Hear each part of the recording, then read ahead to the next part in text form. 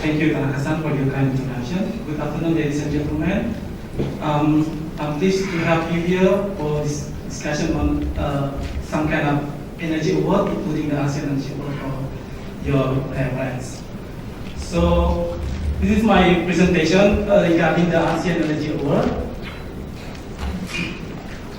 And I'd like to share with you through my contents of my presentation, as you can see on my slide.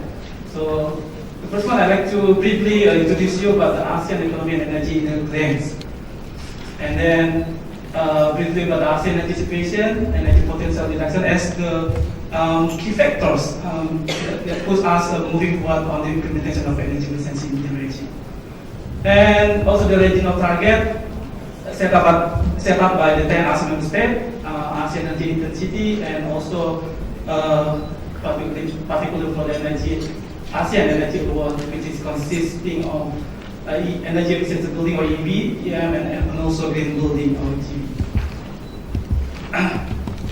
So, as you may aware that ASEAN now have been come to the ASEAN Economic Community, which is launched in 2015. So, toward the community, energy is a key to the realization of the ASEAN Economic Community, which calls for a well-connected, then integrated and competitiveness in the region. For instance, together, all 10 ASEAN member states are accountable for 5.7% of the world's energy productions. And per capita electricity consumption is about half of the world average, and the electrification rate is only 7.7%. And this has been a challenge for ASEAN region in meeting the regional energy demand, as well as when preserve the environment protection in the region. And the historical development of total primary energy supply reflect the trend of steady economic growth and notably demographic development at the region. If you can see, between the year of 2030 2050, the TPS increased by a factor of 2.8%. Among fuel types that you can see in the graph here, the TPS of energy mix relies heavily on fossil fuels, namely such as oil, coal, and natural gas. For your instant reference, in 2013, the share of fossil fuels accounted for about 80% from the energy total. And on the right side of my slide, you can see that ASEAN total final energy consumption. Each ASEAN member state, in terms of relative energy consumption, for your instant reference, in 2013, the TFSC reached 436.8 million ton oil equivalent as a result of an average growth rate of 4% of energy economy per year since 1990. And for your information, Indonesia takes the highest contribution with 38% share of the total final energy consumption of the region in 2013, followed by Thailand, Malaysia, and Vietnam, respectively. So this is about the energy situation in terms of TPS and total energy consumption in ASEAN for your reference. And there is also untapped energy potential reduction in the region. If you see on the table, the TPS through the advancing policy scenario is projected to increase by value of 919 million ton oil equivalent in 2013 to over 998.2 million ton equivalent in 2025 and 1,468 million ton oil equivalent in 2035. So it's sort of projected that TPS will be 30% lower than business as usual by the end of 2035. And final energy consumption in most sectors. On the right side, you can see the right table on my slide is significantly reduced under the advancing process scenario compared to the business as usual, except in non-energy use. In percentage terms, the largest reduction in industry sectors at 25.1%, followed by the transportation sector as 3.4% and commercial sectors at 2.9% by the year of 2035 for energy potential reduction, according to the ASEAN Energy Outlook, the fourth ASEAN Energy Outlook on the energy potential reduction in the region. And, sorry. So there was the situation of energy situation in the region that pushed the region to strengthen the cooperation in order to enhance and strengthen the energy security, concerning also about how to address the energy demand growth in the ASEAN. To the end, the region now set up the target of 20% energy intensity reduction in 2022 based on year 2005 level under the program area, which is called energy efficiency and conservation. So for your, maybe some of you are aware that in ASEAN there is an action plan which is called by ASEAN Plan of Action for Energy Cooperation of APEC 2016-2025. This is a guiding document of energy cooperation in regions, and for 2016-2020, the APEC is running under the theme enhancing energy connectivity and market integration in ASEAN to achieve energy security, accessibility, affordability, and sustainability for all.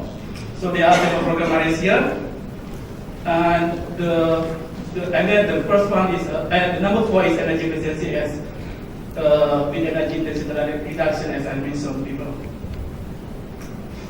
All right. So regarding the ASEAN energy intensity.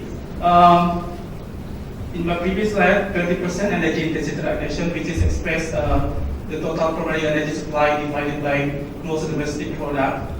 For your information that there is a trend of energy intensity reduction from 1990 to 2015, and projected by 2034 also will be declined.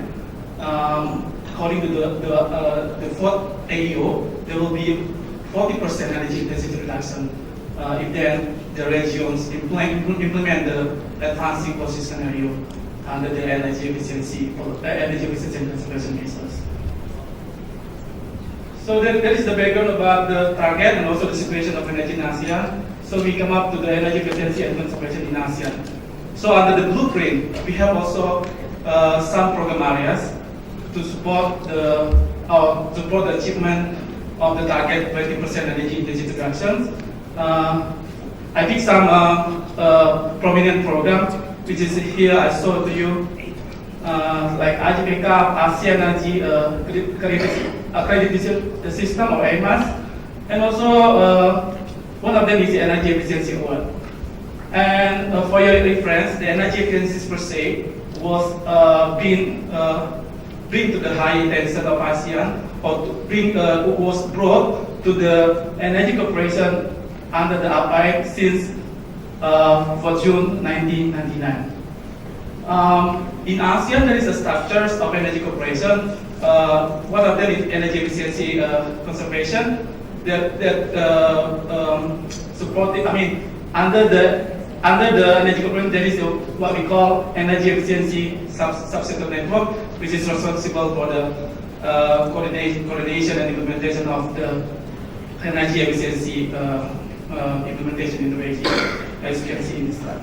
And also developing some EE tools and application and awareness program to raise the awareness in ASEAN, to enhance the awareness program in ASEAN by our support. We call the prestigious reward excellence in the field of energy in ASEAN. The reward is aimed to recognize the accomplishment of the industrial buildings on their efforts. Two categories, new and existing building and also retrofitted building. But in 2002, the categories is expanded into a new categories, There are tropical building and also special submissions. As I mentioned, the objective of the awards is to promote awareness on EE&C in buildings and to promote greater. And another category under the ASEAN Energy Model, which is called Energy Management in Buildings and Industry, consisting of small and medium buildings, large buildings, small, medium industry, large industry, and special submission and building industry.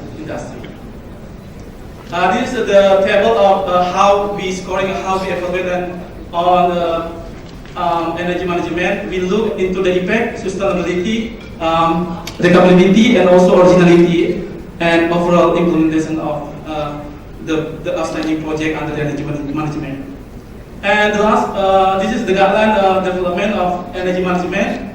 So the guidelines were developed by the ASEAN Board of Judges in support of the energy efficiency EECJ. And the criteria, as I mentioned before, about the impact, sustainability, replicability, and originality. And the last category under the ASEAN Energy Award is Green Buildings ASEAN Energy Award. So this is a new category under the IEA. This was launched in 2014. There is only two categories under this competition: small and medium green building and also large green building. And this is the point that we look when we judge under the category of green building. We look into energy efficiency, also renewable energy, water efficiency, environment sustainability, environmental quality, and also maintenance, operation and maintenance. And the last one, this is the 2016 awarding ceremony of the ASEAN Energy Award. We're glad to see that one of the participants from Indonesia, the Semen Gresik, also awarded the ASEAN Energy Award 2016, and been held in Naypyidaw, Myanmar.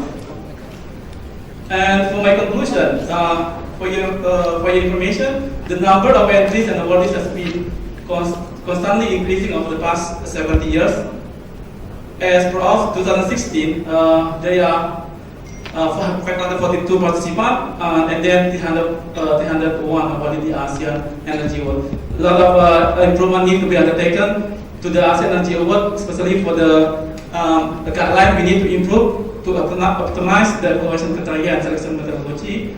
And also at the end of my conclusion, we need to bring from the awareness, bring the impact move on the ground to promote sustainable energy utilization in ASEAN region and to the world. Thank you very much for your time and attention. Thank you very much, Luo-san. Nice presentation. Yeah, thank you very much. Okay, so let's get into the second speaker, who is Lubita, regarding Indonesian National Energy Award. Lubita-san, please.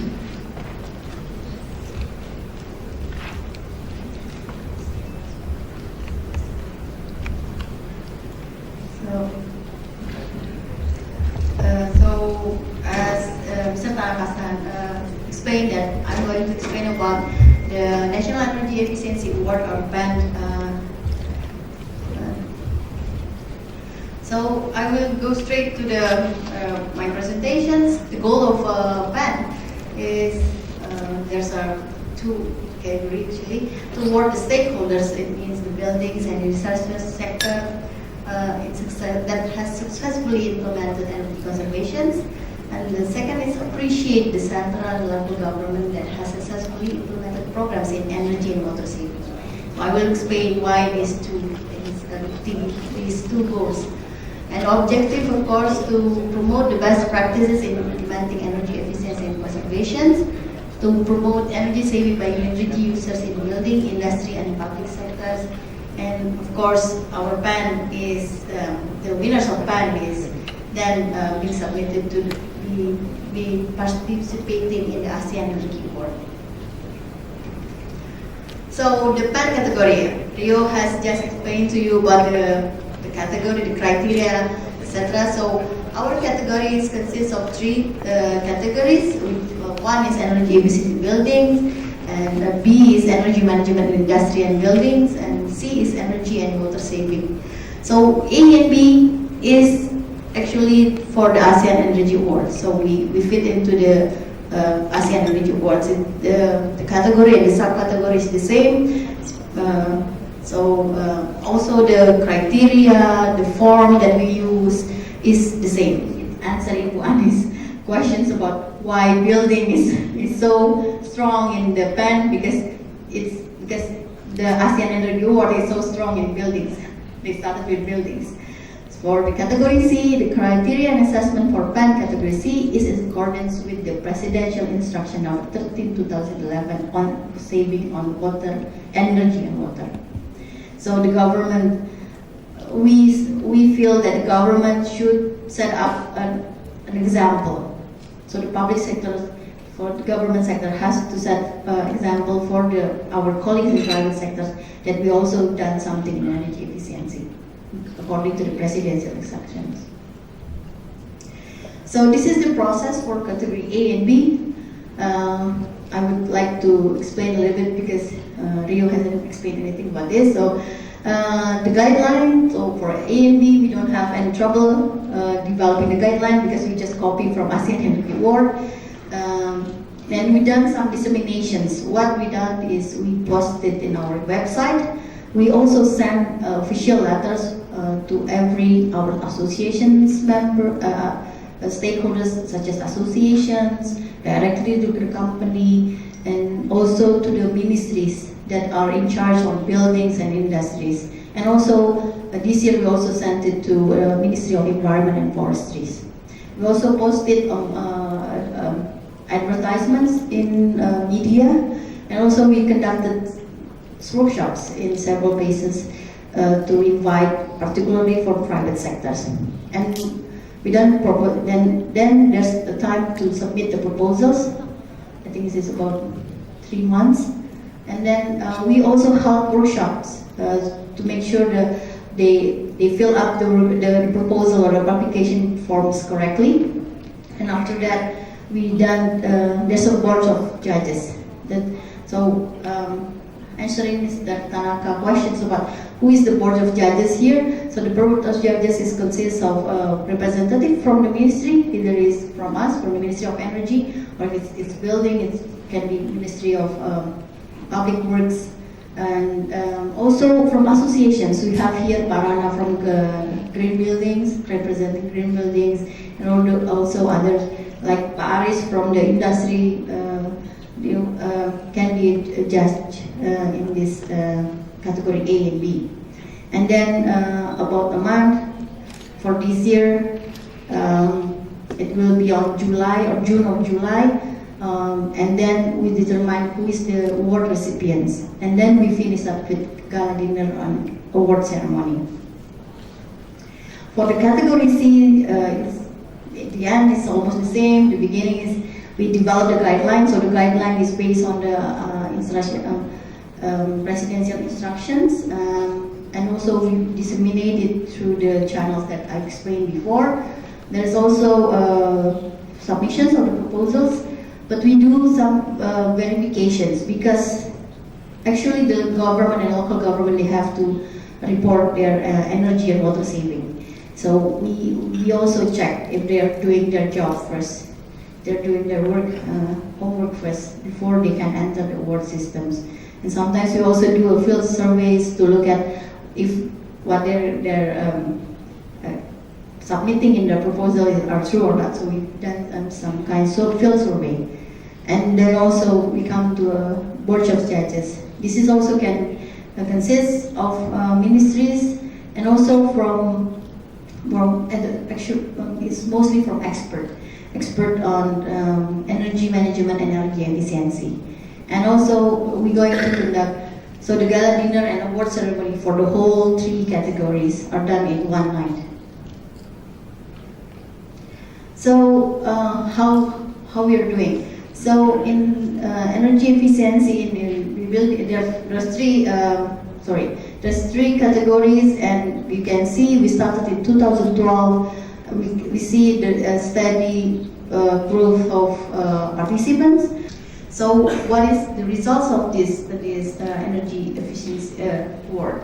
So first of all, we see the award is interesting for the stakeholders, not only for local, for the private sector, but also the public sector.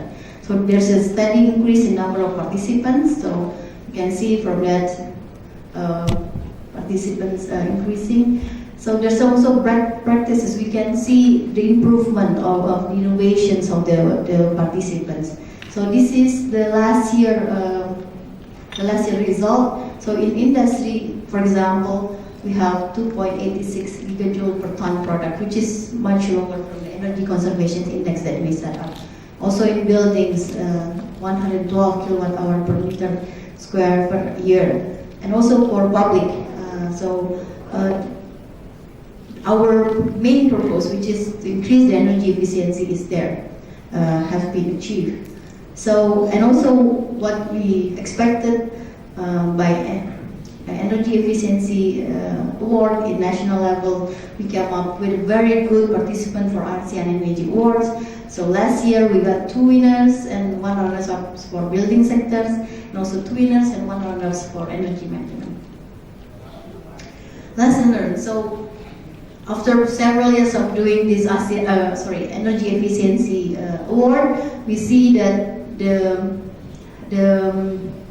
importance of having a good relationship with your stakeholders, with your associations is very important, because actually the associations, they have their own network, and it's very good to use that network to get more participants, and good participants, not only good participants that are interested, but also very good so we got very good best practices and hopefully get better winners in ASEAN Energy Award. So engagement with the participants and especially the associations is important. So using the media socialization is very good, and also the media not only for disseminating the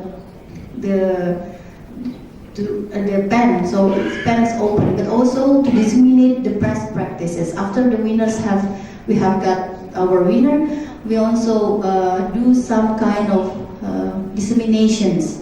So this is the awarding ceremony from 2013-2016. We are lucky. Our activities are supported by the minister, so that this minister Dirman Zaid for 2015, I think. Unfortunately for 2016, we are not sure who is our minister yet.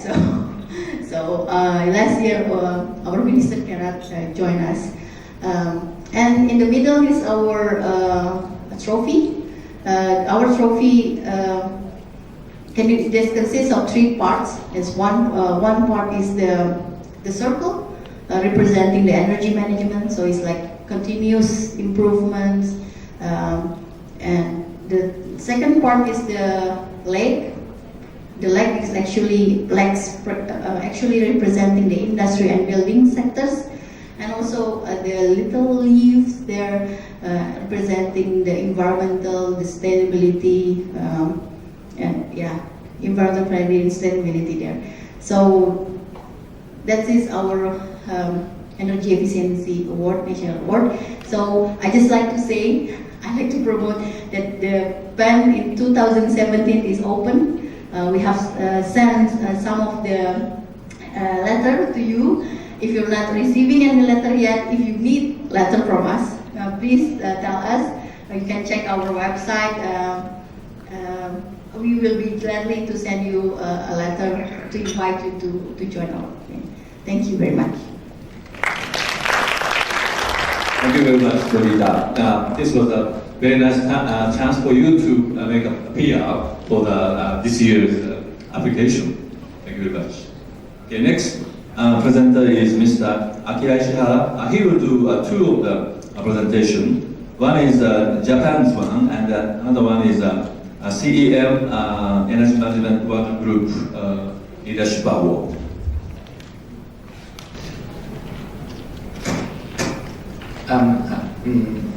I'd like to explain about Japan's Energy Conservation Grand Prize Award. The Japan's Energy Conservation Grand Prize Award has long experience and has achieved fruitful results. It has great significance for the promotion of energy efficiency and conservation in Japan, and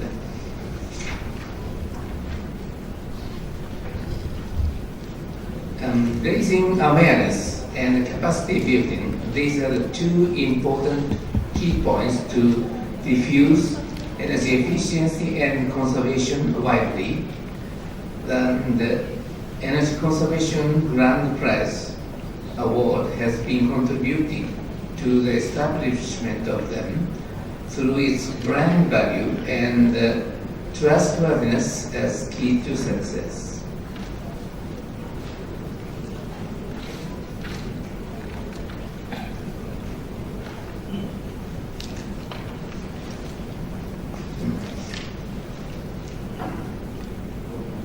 A spread of energy conservation awareness and the diffusion of energy saving products and development of energy conservation industry and society. These are the objectives of Energy Conservation Grand Prize Award. The Grand Prize Award has 40 years history and has backup of the government. Over 1,900 cases and products were awarded so far and contributed to the diffusion of energy efficiency and conservation and to the formation of the trend for progress. Award for best practices are the most closely related to the theme of EMAK, this workshop. So we will view the substance and significance of the best practice category mainly hereafter. Awarded cases are the stock of important information, such as energy management methodology and group activity by the employees and the technologies with strong impacts. We can see diversities and originalities in the activities of the awarded cases.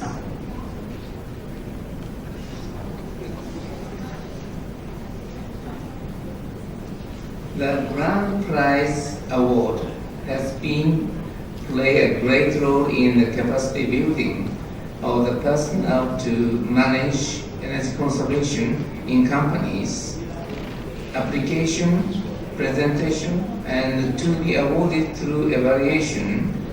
By this process, their capacity are raised and the activities are made more effective.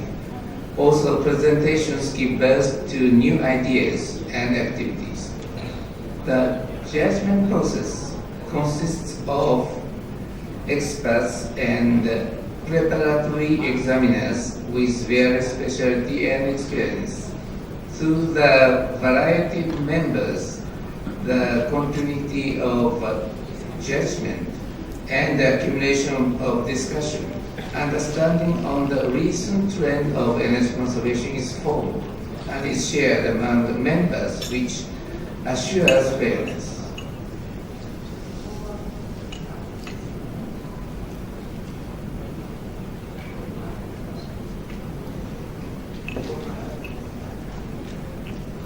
The success of the grand prize is shown by its brand value. Awardees of the prize are entitled to use the logo. This is officially registered and showing to be awarded, which raises the brand value. This logo is used in sometimes on the board, sometimes on the name card, sometimes on the TV for public relations of the product. For the energy area, Japan has not only the grand prize and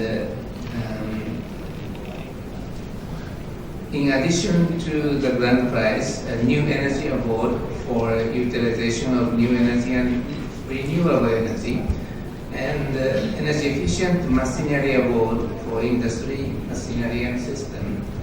These awards support the development and diffusion of versatile energy conservation activities and energy conservation products.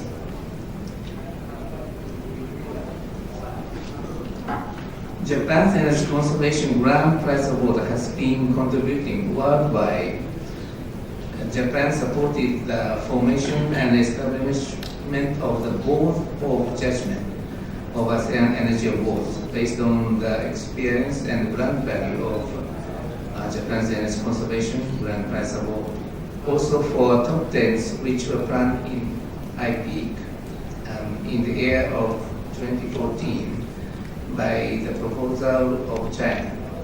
As a summary, essential value of energy conservation grand prize award comes from its trustworthiness. The trustworthiness is based on the sufficient evaluation for technical values through the fair evaluation process and supported by the public sector involvement and knowledge formation.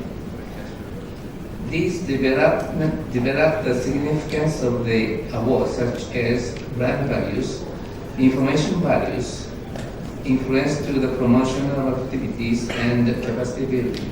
As a summary, the award has been contributed to establishment of the field of energy conservation activities and energy conservation technologies by its results, and also contributed to the international promotion of energy conservation activities. This contribution should be continued in the future also. And thank you very much. And I will continue to explain energy management leadership. I participated energy management working group as a member from Japan, and also currently one of evaluation member of this leadership award as together with Mr. Alice. And so on behalf of energy management separate working group secretary, I'd like to explain this document made by the secretary.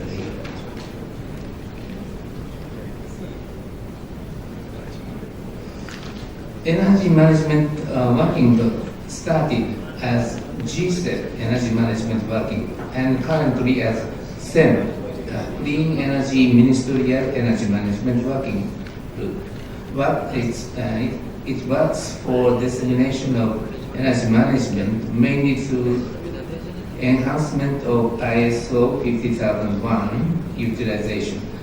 And Energy Management Working Group secretary is a United States DOE and started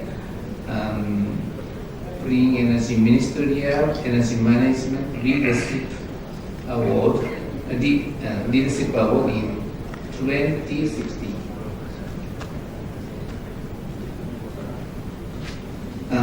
Clean Energy Ministerial is a high-level global government forum for global clean energy economy and consists of 25 countries or a European Commission.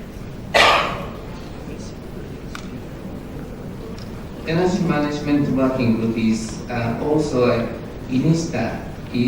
initiative of SEM, Clean Energy Ministerial, and also an initiative of IPEAC.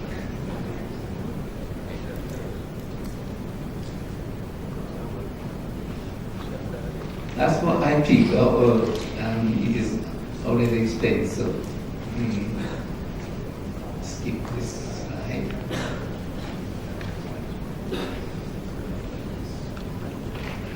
Energy Management Working Group and the Energy Management Leadership Award adopt ISO 50001 as key strategy. These are leading organizations. Two presentations from FTEC and in that yet were made in session 2.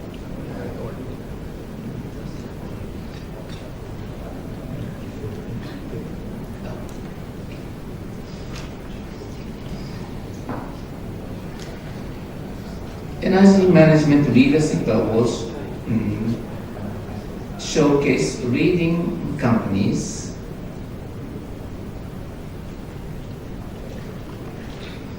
and 2016 was the first and 2017 is the second selection stage and currently in its application stage. This is the explanation of the 2017 application.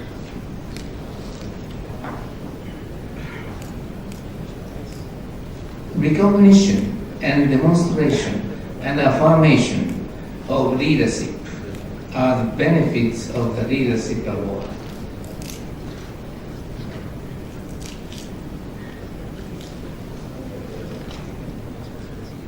Award categories for 2017 is shown here.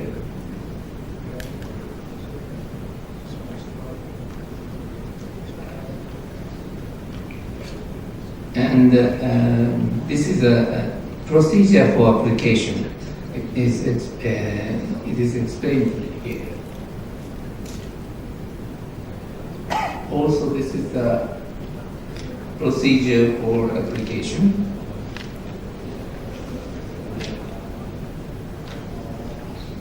This is a template used for application.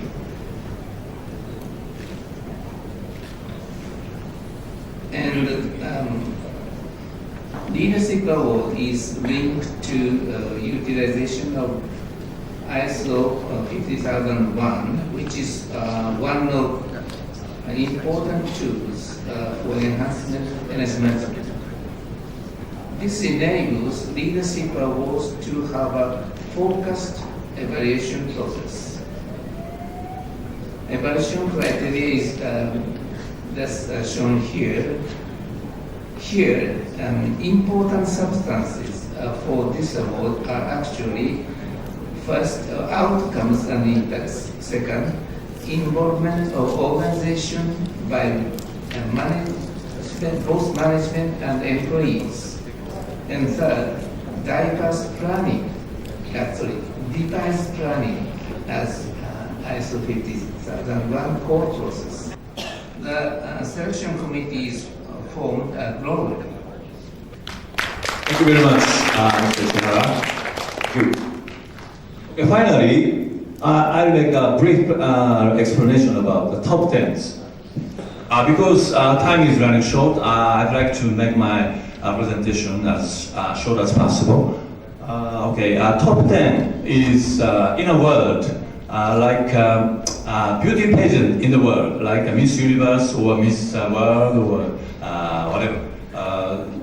That process is starting from the domestic selection process and then followed by the worldwide contest. So personally, I'd like to pursue this one as much as possible to become a bigger existence. But anyway, this was established, 2013 by the leadership of China and Australia. And then for 3 years' time, the first round of the international top 10 list was established just 2 years ago. And then now they are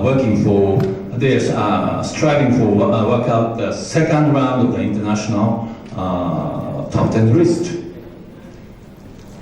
And they have two categories, BAT and BP. BAT is best available technology and the BP is best practices. As you understand very well, the EMAK is focused on the BP. So this relates to the EMAK part 3, which is BP portion. And then, like the shortcut, there's some tasks for them. One is how they can establish the usual rules for evaluation process. They don't have any fixed selection process still now. So that's why, from organizers' viewpoint, we have asked to come over to Jakarta to the Singapore people so many times, but never happened. That was quite, sorry about that. I think for them, every 4 other system was quite a nice teacher or ancestor. So that's why I myself is quite expecting the outcome of this session can be very helpful for the top 10 people. So, okay, one is procedural matter, another one is a membership issue.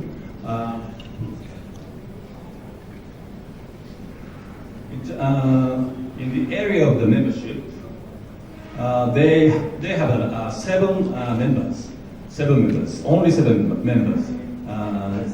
But nowadays, the Brazil have been involved in the new members.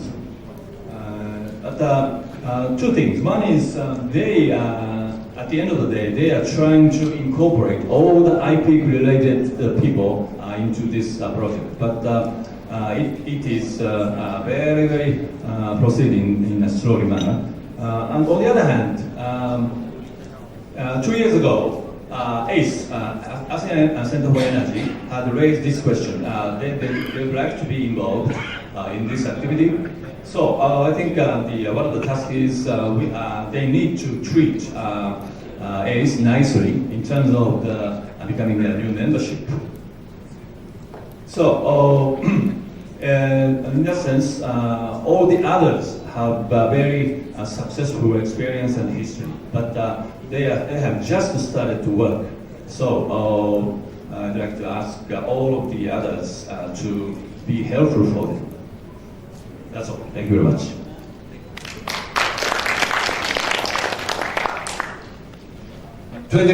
Only 20 minutes for several questions. So I think we need to cut some portion of the question. But firstly, I'd like to ask 2 specific questions to Ryo-san and Hita-san. Is it okay? In regard to the AEA, ASEAN Energy Award, on top of the EE efficiency, you have green building category. So what is the difference between 2 and what was the intention of introduction of that? Ryo-san. Thank you, Tanaka-san. As I introduced to you before that ASEAN green building categories was established in 2014. This is kind of new category under the ASEAN Energy Award that not only looking at the energy saving potential, but also would like to see what's the impact of the environmental protections. So the aims of the